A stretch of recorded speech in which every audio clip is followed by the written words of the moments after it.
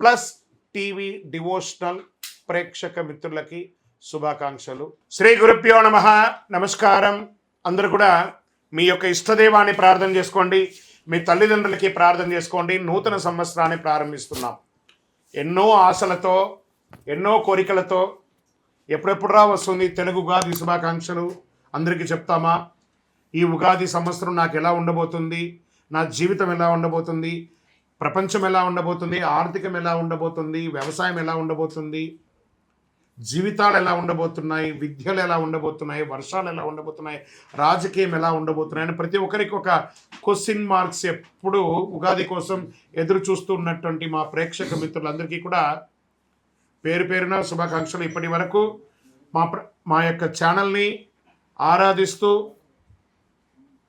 ప్రోత్సాహం చేస్తూ, సబ్స్క్రైబ్ చేస్తూ, ఈ ఛానల్లోని విశేషాలు అందరికీ మీ మిత్రులకి అందరికీ తెలుపుతూ ఉన్నటువంటి మీ యొక్క గొప్ప మనసుకి ధన్యవాదాలు. ప్రతి ఒక్కరికి కూడా పరాభవనామ సంవత్సర శుభాకాంక్షలు. ముందుగా మనం దైవ ప్రార్థనతో ప్రార్థన చేసుకుంటా. మీ ఇష్టదైవాన్ని ప్రార్థన చేసుకోండి. శుక్లాంబరధరం విష్ణుం శశివర్ణం చతుర్భుజం ప్రసన్నవదనం ధ్యాయేత్ సర్వవిఘ్నోపశాంతయే.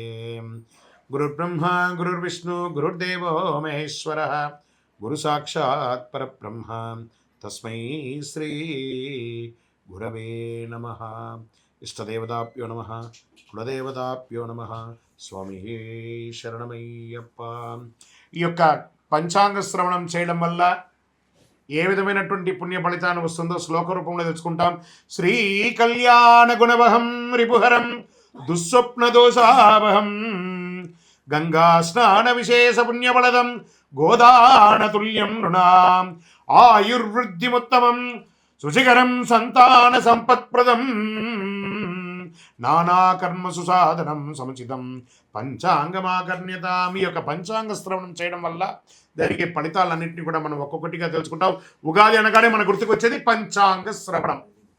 ఈ సంవత్సరంలో ఎవరు రాజాది నవనాయకులు ఉండబోతున్నారు, ఇవన్నీ తెలుసుకోవడానికి పంచాంగం యొక్క మహిమ తెలుసుకోవాలి. మన తిథిర్వారస్య నక్షత్ర యోగ కరణమేవచ పంచాంగం ఇది విఖ్యాతి లోక సిద్ధాంత కారణం అన్నారు. పంచాంగం 5 అంశాలు: తిథి, వార, నక్షత్ర, యోగ, కరణం. ఈ 5 కలిసిందే పంచాంగం అంటారు. ఉగాది అంటే ఏంటి? యుగానికి ఆది. యుగ ఆది అంటే యుగాది. ఇక్కడ యుగం అంటే ఆది అంటే ఆరంభం, ప్రారంభానికి చిహ్నం అనేది ఉగాది అంటారు. జ్యోతిష్ శాస్త్ర ప్రకారం కాలం 60 సంవత్సరాలు ఒక పెద్ద చక్రం లాగా తిరుగుతూ ఉంటుంది. ఈ చక్రానికి ప్రముఖ నామాలు ప్రభనామ సంవత్సరం నుంచి మొదలు పెడితే ఇప్పుడు జరిగే సంవత్సరం పేరు పరాభవనామ సంవత్సరం. ఈ 60లో ఇది 40వ సంఖ్య అనమాట. పరాభవం అంటే పరాజయంలా అనిపిస్తుంది అందరికీ. చాలామందికి అయ్యో ఈ సంవత్సరం అంతా పరాభవం ఉంటుందేమో అని. కానీ ఇది ఒక గంభీర శక్తివంతమైనటువంటి జీవితాన్ని నేర్పించే, ఒక అద్భుతాన్ని పాఠాన్ని ఇచ్చే ఒక సంవత్సరం అని చెప్పచ్చు. ప్రతి సంవత్సరంకి ప్రత్యేక శక్తి ఇస్తుంది ఈ సంవత్సరం. పరాభవనామ సంవత్సరం 2026 మార్చి 19 నుంచి పరాభవనామ సంవత్సరంలోకి అడుగు పెడుతున్నాం. పరాభవనామ సంవత్సరం గతంలో 1966 మరియు 67 వచ్చింది. బాగా గుర్తుపెట్టుకోండి. చూడండి, అక్కడ కూడా 6. ఈసారి కూడా 2026 2027కు వచ్చింది. బ్రహ్మకల్పం ఆరంభమై రోజై ప్రభవ సంవత్సరం అంటారు. మొదటి ఋతువు వసంతం, మొదటి తిథి పాడ్యమి, మొదటి వారం ఆదివారం. ఆ రోజు సృష్టి ప్రారంభమైంది. అందుకే సూర్యోదయానికి తిథి ఉన్న రోజు ఉగాదిగా జరుపుకుంటాము. ఉగస్య ఆది ఉగాది అన్నారు. ఉగ అంటే నక్షత్ర గమనం. నక్షత్ర గమనానికి ఆరంభం ఉగాది అని అర్థం. దీన్ని బ్రహ్మదేవుడికి పగలు అంటే ఇది ఎన్ని చెప్పచ్చు? 4 3 2 1 2 3 4 5 6 7 సున్నాలు కలిపిన అంటే సుమారుగా ఎన్నో కోట్ల సంవత్సరాలుగా ఉండి రాత్రి కూడా అంతే. ఓవరాల్గా సృష్టికి ఒక రోజు అంటే 8 6 4 0 0 0 0 0 0 సంవత్సరాలు. ఇలా 360 రోజులు పూర్తయితే బ్రహ్మకు ఏడాది గడిచినట్టు. ఇలా బ్రహ్మకు 100 ఏళ్ల ఆయుష్ అని చెప్పారంటే ఊహించుకోండి. ఇప్పటి వరకు 6 బ్రహ్మలు సృష్టికర్తను పూర్తి చేశారు. ప్రస్తుతం 7వ బ్రహ్మ ద్వితీయ పరార్థంలో ఉన్నాడు. అంటే ఆయన వయసు 51 సంవత్సరాలట. చూసుకోండి, ఈ యొక్క కలియుగం ఇంకెన్నేళ్ళు ఉండబోతుందో. ప్రస్తుతం మనం యొక్క వైవస్వత మన్వంతరం కలియుగంలో ఉన్నాం. శ్రీ మహావిష్ణువు మత్స్యావతారంలో సోమగాసుడు అనేక రాక్షసుని సంహరించిన, వేదాలు రక్షించి బ్రహ్మకు అప్పగించిన రోజు ఉగాది అంటారు.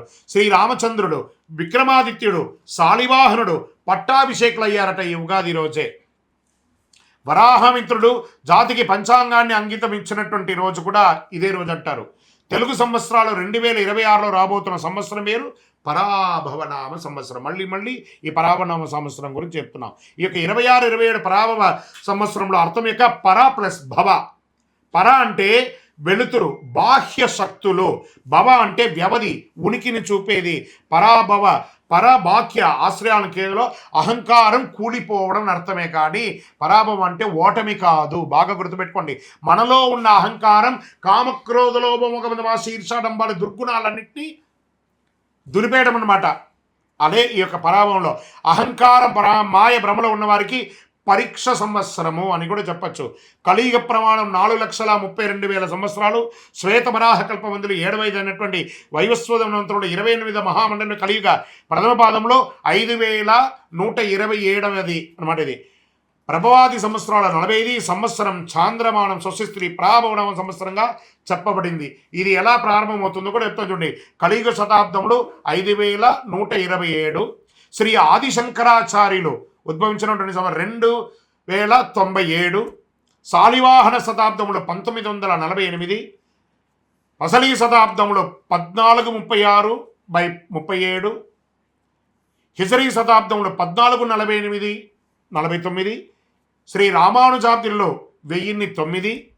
ప్రస్తుతం 26, 27, 2026, 2027 ఉగాది అంటే మార్చి 19 చైత్ర శుద్ధ పాఠ్యం. ఈరోజు పరాభవ సంవత్సరం ప్రారంభం. చాంద్రమానాన్ని అనుసరించి జరుపుకునే ఈ యొక్క పండుగను కేవలం తెలుగు రాష్ట్రాలే కాదు, బెంగాల్, కేరళ, పంజాబ్, మహారాష్ట్ర, అస్సాంలో ఘనంగా జరుపుకుంటుంటారు. గడిచిన సంవత్సరం అందించినటువంటి విజయాలు నూతన సంవత్సరంలో కొనసాగాలి. గడిచిన ఏడాదిలో ఎదుర్కొన్నటువంటి ఇబ్బందులు నూతన సంవత్సరంలో ముగింపు పలికి కోరుకుంటూ ముందుగా పరాభవనామ సంవత్సర శుభాకాంక్షలు ప్రేక్షక మిత్రులందరికీ. ఈ సంవత్సరం అందరూ కూడాను ఆయురారోగ్య ఐశ్వర్య భోగభాగ్యాలతో ఉండాలని అఖిలాండ కోటి బ్రహ్మాండ నాయకుడు శ్రీ ధర్మశాస్త్ర అయ్యప్ప స్వామి వారిని ప్రార్థన చేసుకుంటున్నాను. ఉగాది అనగానే అందరికీ పొద్దున ఈరోజు మనం ఏం చేయాలి? లేవండి, అందరూ త్వరగా లేవండి. సూర్యోదయాత్ పూర్వం లేచి స్నానాదులు చేసి తైలాభ్యంగన స్నానం చేసి గడపలంతా కడిగి, స్త్రీ పురుషులు ఎవరైనా బాధ్యత తీసుకోవాలి. ఒక్కొక్కరు షేరింగ్, ఒకళ్ళు ఆడవాళ్ళు ఒక పని, మగవాళ్ళు ఒక పని అని చెప్పి ఇంటిల్లో అందరూ షేర్ చేసుకొని చేసే ఒక పని అనమాట ఇది. చక్కగా గడపలు కడిగి తోరణాలు కట్టండి. మామిడి తోరణాలు, పూలు, వేప తోరణాలు అన్నీ కూడా కట్టండి. షడ్రుచులతో తయారు చేసే ఆ యొక్క పంచాంగం, ఈ యొక్క ఉగాది పచ్చడిని తయారు చేసుకోవడానికి కావాల్సిన సామాగ్రి అన్నీ కూడా రెడీ చేసుకోండి. అద్భుతమైనటువంటి ఫలితాన్ని పొందడానికి సిద్ధంగా ఉండండి. ఇంట్లో పూజలు చేయండి, పుస్తకాలన్నీ కూడా పెట్టండి, ఆభరణాలు పెట్టండి, స్వామివారికి అభిషేక ఆరాధన చేయండి, కొత్త పంచాంగం తీసుకొచ్చి స్వామివారి ముంగిట పెట్టి పూజ చేయండి. పరిసర ప్రాంతాల్లో ఉన్నటువంటి దేవాలయానికి వెళ్ళండి. అన్ని రకాలైనటువంటి నైవేద్యాలన్నీ కూడా చేసినంత స్వామివారికి సమర్పించండి. 10 మందికి భోజనం పెట్టండి. ఉగాది పచ్చడి అందరికీ పంచండి. మీ యొక్క ఇంటి ముందర కానీ, మీ వ్యాపార స్థలం ముందులో కానీ, లేదా మీ యొక్క పరిసర ప్రాంతాల్లో కానీ చలివేంద్రాలు ఏర్పాటు చేయండి. ఇవన్నీ కూడా చాలా మంచిది. వేసవి తాపడం స్టార్ట్ అవుతుంది కాబట్టి ఇతరులకు మంచినీళ్ళు వగరాలు, మజ్జిగ లాంటిది ఏర్పాటు చేస్తే మనకు అనుగ్రహం కూడా వస్తుంది. మరి ఈ సంవత్సరం రాజాది నవనాయకులు ఎవరో ముందు చూద్దాం. ఈ సంవత్సరం రాజు వచ్చి గురుడు. గురువు ధర్మబద్ధంగా ఉన్నటువంటి వాడు. ఎంత అద్భుతం చూసారా? ఇక్కడ పరాభవం అనేటప్పటికీ భయం వచ్చింది కదా. ఇక్కడ చూడండి ఎవరు వచ్చి కూర్చున్నాడు. గురువే ఈ సంవత్సరం రాజు. గురువుకు అన్ని తెలుసు. ఒక రాజును కూడా నడిపించేవాడు గురు, రాజగురు అంటారు చూసారా? ఆ రాజగురువే ఈసారి రాజు అయిపోయాడు. ఎంత అద్భుతం అంటే ధర్మబద్ధమైన పాలన సాగుతుంది, న్యాయ వ్యవస్థ బలపడుతుంది, బ్యాంకింగ్ మరియు ఆర్థిక వ్యవస్థ అభివృద్ధి చెందుతుంది, విద్యా ఆధ్యాత్మిక సేవా రంగాలకి గౌరవం పెరుగుతుంది, నిత్యావసర వస్తువులు ప్రజలకు అందుబాటు ధరల్లో లభిస్తుంది, దేశం సర్వతోముఖి అభివృద్ధికి సాధిస్తుంది. ఇక్కడ మంత్రి కుజుడయ్యాడు. అగ్నిమాపక విపత్తు, నిర్వహణ వ్యవస్థలో అప్రమత్తంగా ఉండాలి. అగ్ని ప్రమాదాలు, రోడ్డు ప్రమాదాలు పెరిగే అవకాశాలు, యుద్ధ వాతావరణం కూడా తీసుకొస్తాడు. ఈ యొక్క అంగారకుడికి ఉన్నాడు. ఇప్పుడు ఆల్రెడీ మనం చూస్తున్నాం, యుద్ధ వాతావరణం అన్ని చోట ఉంది, జాగ్రత్త పడండి. మరి ఏమేమి చేసుకోవాలి? మీ యొక్క ఇళ్లలో కూడాను అన్ని జాగ్రత్తలు తీసుకోవాలి. గ్యాస్, పెట్రోల్ ఇవన్నీ కూడా పెరిగే అవకాశాలు బాగా ఉన్నాయి. కఠినమైనటువంటి చట్టాలు అమలవుతాయి. పాలకులు మరియు ప్రతిపక్షాల మధ్య రాజకీయ వేడుక పెరుగుతుంది, రాజకీయ ఒత్తిడి వస్తుంది, రాజకీయ అశాంతి, రాజకీయ సంక్షోభం కూడా వచ్చే అవకాశాలు ఉన్నాయి. మరి సేనాధిపతి చంద్రుడు, ఆయన సౌమ్యంగా ఉంటాడు. అంతర్జాతీయ సరిహద్దుల్లో శాంతి నెలకొంటుంది. మన దేశం నుంచి శాంతి దూతలు వెళ్తారు, అది చక్కగా సక్సెస్ అవుతుంది. సైనికుల సంక్షేమానికి ప్రాధాన్యతనిస్తారు. నావికా దళం బలోపేతం అవుతుంది. ప్రజలు భయాందోళన లేకుండా జీవనం సాగిస్తారు. సమృద్ధిగా వర్షాలు పడతాయి. ఇంకా సస్యాధిపతి శుక్రుడు, ఉల్లి, వెల్లుల్లి, పత్తి పంటలు బాగుంటాయి. బియ్యం, ధాన్యం కూడా బాగుంటుంది. పూల తోటలు, ఉద్యానవనాలు మంచి లాభాన్ని ఇస్తాయి. పండ్లు సమృద్ధిగా పెరుస్తాయి. గ్రీన్ హౌస్ మరియు వ్యవసాయ అభివృద్ధి చాలా మెరుగవుతుంది. ఇంకా ధాన్యాధిపతి బుధుడు అయ్యాడు. Online grocery, agri, e commerce వ్యాపారస్తులు బాగా పెరుగుతాయి. అకాల వర్షాలతో నిల్వ ధాన్యాలకు కొంత ఇబ్బందికి వచ్చే అవకాశాలు ఉన్నాయి. లాజిస్టిక్ మరియు సరఫరా వ్యవస్థలందు అభివృద్ధి పెరుగుతాయి. చాలా కొరియర్ సర్వీస్ కానీ, ట్రాన్స్పోర్ట్స్ కానీ చాలా అద్భుతంగా అవుతుందని కూడా చెప్పచ్చు. ఇంకా అర్ఘ్యాధిపతి చంద్రుడయ్యాడు. ఆర్థిక వ్యవస్థ స్థిరంగా ఉంటుంది. వడ్డీ రేట్లు సామాన్యులకి అందుబాటులో ఉంటాయి. వ్యవసాయానికి అనుకూల వర్షాలు పడతాయి. ఎఫ్ఎంసీజీ మరియు ఫార్మా రంగం వారికి, మెడికల్ రంగం వారికి చాలా అద్భుతంగా ఉంటుందని కూడా చెప్పడం జరిగింది. మేఘాధిపతి కూడా చంద్రుడే. ఈసారి 3 వచ్చారనమాట ఆయనే. అనుకూల వాతావరణం పరిస్థితులు, నైరుతి మరియు ఈశాన్య ఋతుపవనాలు బలంగా ఉంటాయి. సమృద్ధిగా వర్షాలు పడతాయి. రిజర్వాయర్లు మరియు ప్రాజెక్టులు నిండిపోతాయి. కొంత ఓవర్ఫ్లో కూడా అయ్యే అవకాశాలు ఉన్నాయి. రైతులకి అనుకూలమైనటువంటి కాలం. కుడి ఎడమ కాలువలన్నీ కూడా నిండుగా వెళ్ళి అన్ని పక్కల పంటలు 2 నుంచి 3 పంటలు తీసుకునే అవకాశాలు ఎక్కువ కనబడుతున్నాయి. ఇంకా రసాధిపతి సూర్యుడు.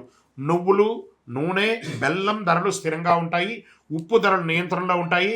ఫార్మసిటికల్ మరియు రసాయన ఎరువులు ధరలు పెరిగే అవకాశాలు ఉన్నాయి. ఆహార కల్తీపై ప్రభుత్వ దాడులు జరిగే అవకాశాలు ఉన్నాయి. దీనికి ఎక్కడ వచ్చి కూర్చోనంటే హోటల్స్ బాగా చూసుకోండి. ఈ యొక్క ఫాస్ట్ ఫుడ్స్ ఏరియాల్లో ఇవన్నీ ఉన్నాయి చూస్తారా, ఎక్కడ పడితే అక్కడ దీంట్లో అంతా కూడా కల్తీలు బయటపడతాయి, జాగ్రత్త. నీరసాధిపతి శుక్రుడు. లగ్జరీ వాహనాలు, విదేశీయ బ్రాండ్ వినియోగాలు, ఎలక్ట్రానిక్ ఫోన్స్, కాస్మెటిక్స్, సిల్క్ వస్త్రాలు గిరాకీ పెరిగే అవకాశాలు ఉంటాయి. పూజా సామాగ్రిలు, కర్పూరం, అగరబత్తి, గంధం అమ్మకాలు పెరుగుతాయి. వజ్రాలు, ముత్యాలు వ్యాపారంలో లాభాలు ఉంటాయి. గోల్డ్ అండ్ సిల్వర్లో మిశ్రమంగా ఉంటుంది. ఇక రాజాది ఉపనాయకులు ఉన్నారు. వారి ఫలితాలు పంచాంగ శ్రవణంలో కేవలం నవనాయకులకే కాకుండా ఉపనాయకులు కూడా చాలా ముఖ్యమైనది. ఇది ఆధారంగా దేశంలో వాణిజ్యం, ప్రజల జీవన విధానం, ఆరోగ్యం, వర్షాలు, మార్కెట్ పరిస్థితులు ఎలా ఉండబోతాయో తెలుసుకుంటాం మనం. పశుకాలకాధిపతి ఎవరైనా ఉన్నాడంటే చంద్రుడు. ఈసారి చంద్రుడికి చాలా అవకాశాలు ఉన్నాయి. పశు సంపద అభివృద్ధి చెందుతుంది. పాల ఉత్పత్తి, డైరీస్ పెరుగుతుంది. డైరీ పరిశ్రమ చాలా లాభాల్లో ఉంటుంది. రైతులకి ఆదాయం పెరుగుతుంది. ఇంకా వనాధిపతి శుక్రుడు. అడవుల అభివృద్ధి, ఔషధ మొక్కల ఉత్పత్తి, ఆయుర్వేద పరిశ్రమలో అభివృద్ధి అయ్యే అవకాశాలు బాగా ఉన్నాయి. ఇంకా మళ్ళీ జలాధిపతి చంద్రుడు. నీటి వనరులు సమృద్ధిగా ఉంటాయి. చేపల పెంపకం, రొయ్యల పెంపకము, ఎక్స్పోర్ట్స్ ఇవన్నీ కూడా కలిసి వస్తాయి.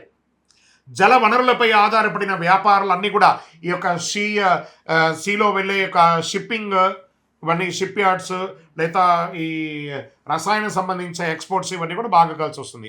వాణిజ్యాధిపతి బుధుడు. వాణిజ్యం అభివృద్ధి చెందడానికి ఈ కామర్స్ వ్యాపారాలు పెరుగుతాయి. స్టార్టప్ కంపెనీస్ బాగా అభివృద్ధి చెందుతాయి. మల్టిపుల్ ఫండర్స్ వచ్చి ఇన్వెస్ట్ చేసే అవకాశాలు ఎక్కువ ఉన్నాయి. మళ్ళీ కర్షకాధిపతి చంద్రుడు.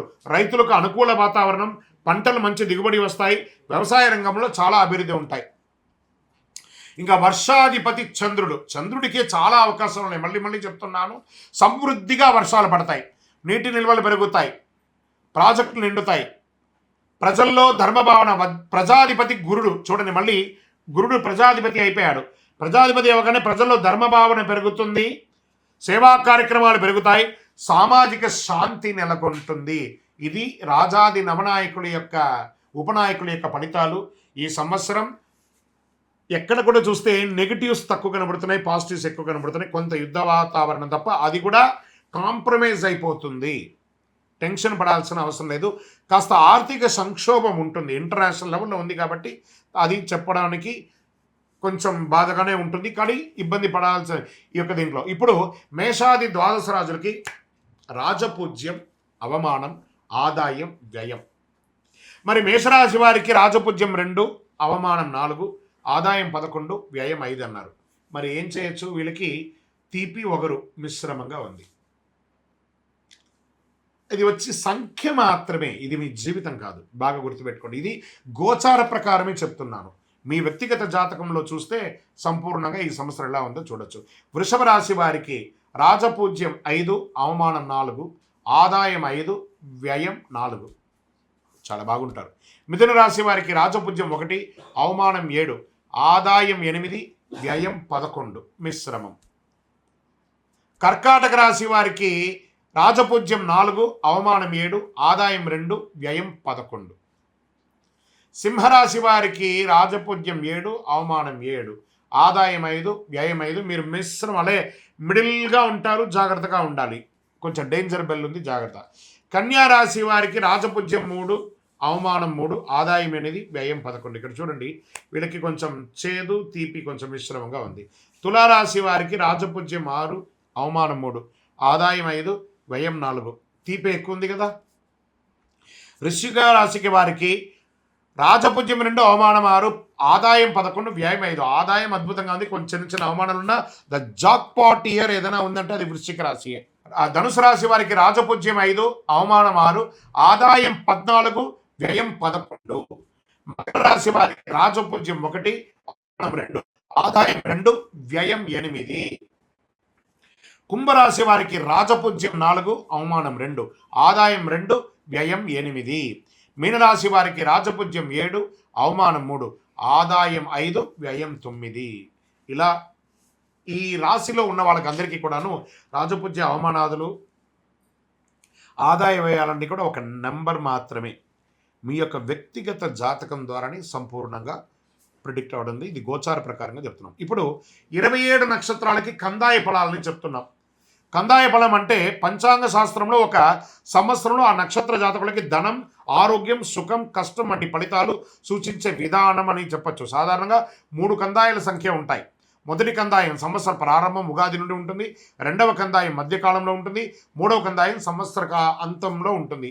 సంఖ్యలో ఈవెన్ అయితే శుభం, బేసి అయితే కొంచెం కష్టం పంచాంగం చెప్పబడతాయి. ఇప్పుడు నేను ఒక్కొక్కటిగా చెప్తున్నాను, మీరు ఈవెన్లో ఉన్నారా బేసిలో ఉన్నారా ఒకసారి చూసుకోండి. మీరు అశ్విని నక్షత్ర జాతకులకి 5, 7, 3 కందాయ ఫలం. భరణి నక్షత్రం వారికి 3, 5, 1 కందాయ ఫలం. కృతికా నక్షత్రం వారికి 7, 3, 5. రోహిణి నక్షత్ర జాతకులకి 4, 6, 2. మృగశిర నక్షత్ర జాతకులకి 2, 4, 6. ఆరుద్ర నక్షత్ర జాతకులకి 1, 3, 5. పునర్వసు నక్షత్ర జాతకులకి 6, 2, 4. పుష్యమి నక్షత్ర జాతకులకి 5, 1, 3.